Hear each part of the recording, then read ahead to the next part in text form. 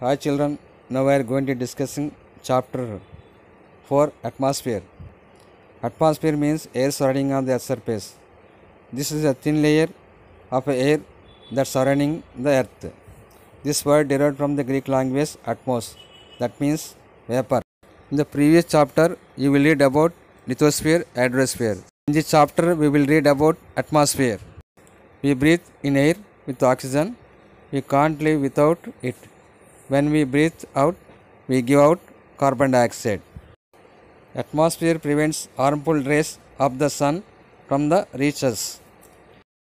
Green plants take in carbon dioxide, use sunlight and water to photosynthesis, and we getting delicious fruits, vegetable, grains, etc. from them. These give us proteins, carbohydrates, sugar, fats, minerals, and other nutrients items that we need to live. Without atmosphere, the sounds we can't hear. We could not enjoy the cooling monsoon rains, the scents of fragrant flowers, and the sounds of music. Without atmosphere we can't hear. We can't play beautiful kites. Birds can't play in the sky. Look at the picture. A picture of the earth taken from about 322 kilometers above the earth. The atmosphere is that thin blue band between earth and the black color of space. The atmosphere is a sea of gases surrounding the earth.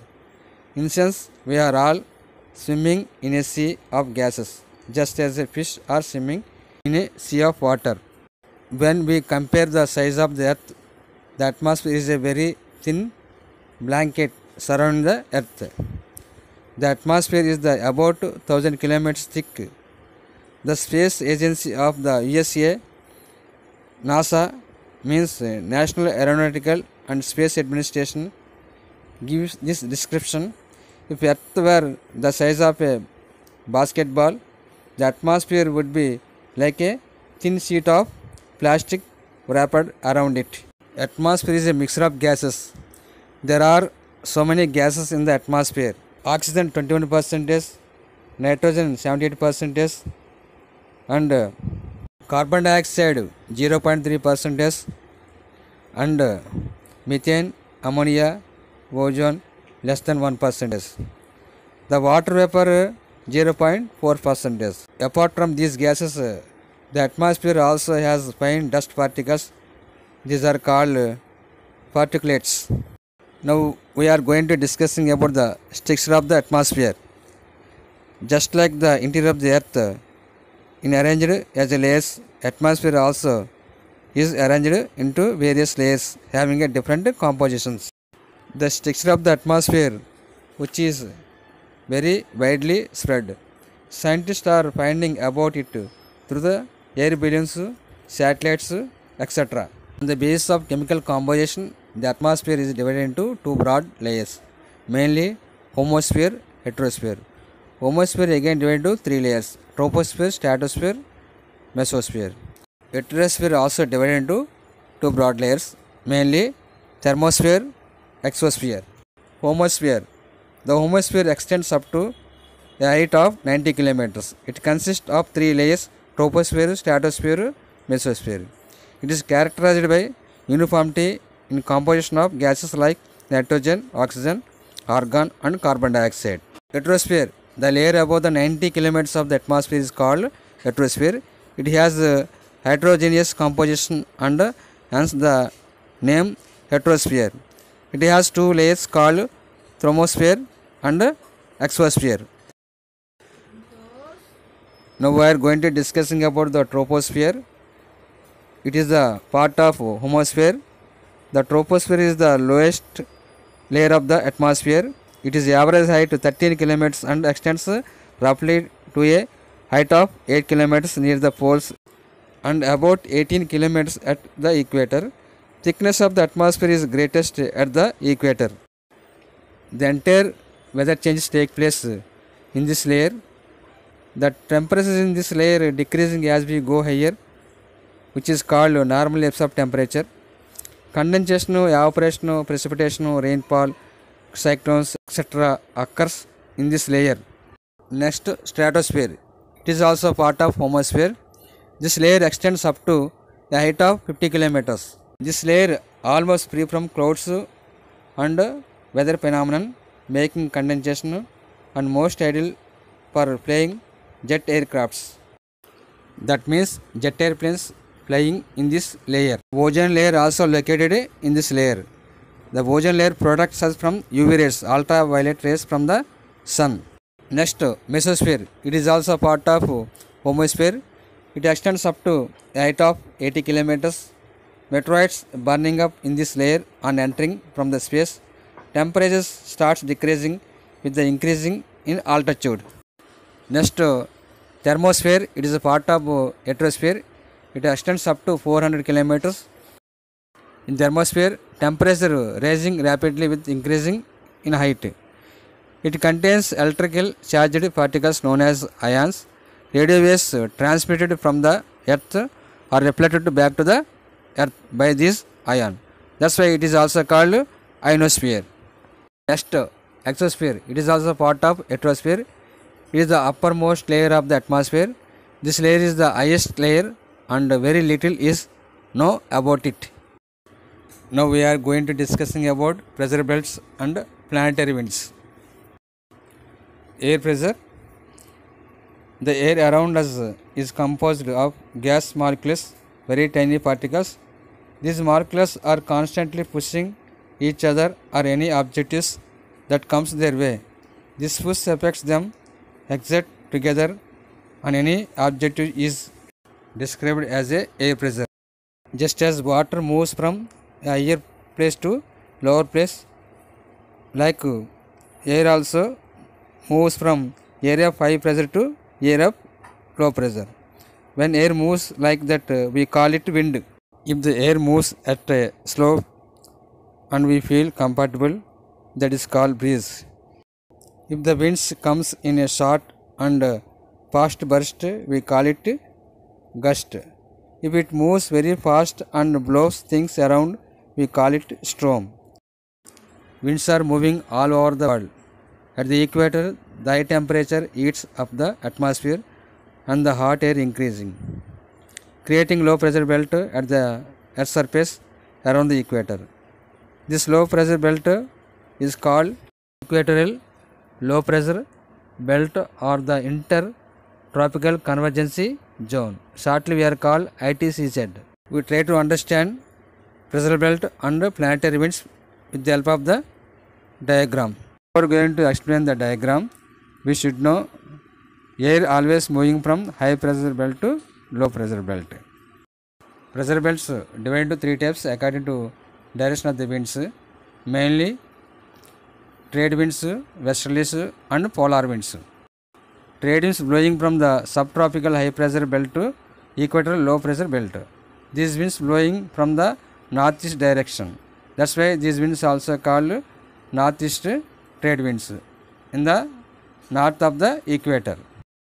In the same way, winds blowing from the southeast direction, these winds also called southeast trade winds in south of the equator.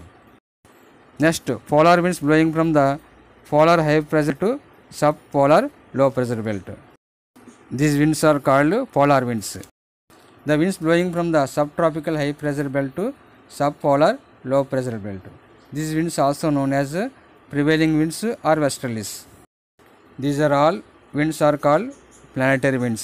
Why? Because the winds that blow constantly or continually regularly above the world pressure belts are known as planetary winds. The equatorial low pressure belt also known as doldrums or the intertropical convergence zone, also called ITCZ. Now we have to try to understand Coriolis effect with the help of the given diagram. Normally the winds to move in a straight line from north to south or south to north from the temperate zone to tropic zone. Remember that temperate zone are there both to the south and north of the equator. But actually the winds moving slightly to the right towards east in the northern hemisphere and to the left towards the west in the southern hemisphere. This because of impact of Earth's rotation on its own axis. This effect is called Coriolis effect. The winds play a very important role in the weather and climate patterns around the world. They have also played a very important role in history. For example, Vasco da Gama found the sea route to India using winds to power his ship. He was able to transport and trade large quantity of pepper, cinnamon, etc. to Portugal. Because of this, in this way, these winds also were crucial role to establishment of Portuguese rule over Goa. Now we are going to discussing of the types of winds. Depending upon the wind speed, their features, their directions, the way occurs, winds are classified into the three types: planetary winds, seasonal winds, local winds. Planetary winds occurs on the planet as a whole throughout the year. Seasonal winds blowing in only season in particular months. Local winds blowing in local area. The winds that blow continuously and regularly above the world pressure belt are known as the planetary winds. These are three types: trade winds, westerlies, and polar winds. Trade winds in the tropics, westerlies in the temperate belt, the polar winds in the polar belt. Trade winds are moving from the east to west. They are northeast traders in northern hemisphere and southeast traders in southern hemisphere. Westerlies on other hand blow from west to east. That's why they are called westerlies. They are southwest in northern hemisphere and the northwest in southern hemisphere. Now we are going to discussing about planetary winds. The planetary winds play a crucial role of transporting heat and moisture across the world. These winds do not disturb heat or moisture uniformly. We have some parts of the earth quite hot and some parts cooler and some parts with high rainfall and some which are deserts. That's why the planetary winds affects on temperature, rainfall, deserts. Next, seasonal winds. The rainfall which occurs in India is mainly due to the seasonal winds. All factors in the country are related to monsoon. The monsoon is derived from the Arabic word mosam. That means monsoon also comes under the seasonal winds. Why? Because these winds blowing seasonally and particular months. Next, local winds. The local winds blow due to the local variation in the temperature and pressure and influence a very small area. These local winds blow in the lower layer of the atmosphere. The mountain breezes, valley breezes, as well as the sea and land breezes are also one class of local winds. Now we are going to discussing about the hot local winds and cold local winds in the world. Chinook. This comes under the hot local winds. These winds move down the Rocky Mountains in the USA, Canada, and part of the North America. Many people believe that the word Chinook means snow eater. Actually, it is the name of the Native American tribe called Chinook. The people who lived in this region where these winds are observed by these people. Similarly, winds that occurs in the Europe are called Fohn. They are blowing along the northeastern slopes of the Alp mountains. It melts the snow, makes the weather pleasant and in early ripening of the grapes. Next, Lu. It is also hot local wind. These are hot and dry winds blowing in the plains of the northern India from the west to east in the months of the May to June. It may cause sunstroke to people because of high temperature. Simon in Arabian desert, Yama in Japan, Norwest in New Zealand are some of the other example of hot winds. Now we are discussing about the cold local winds.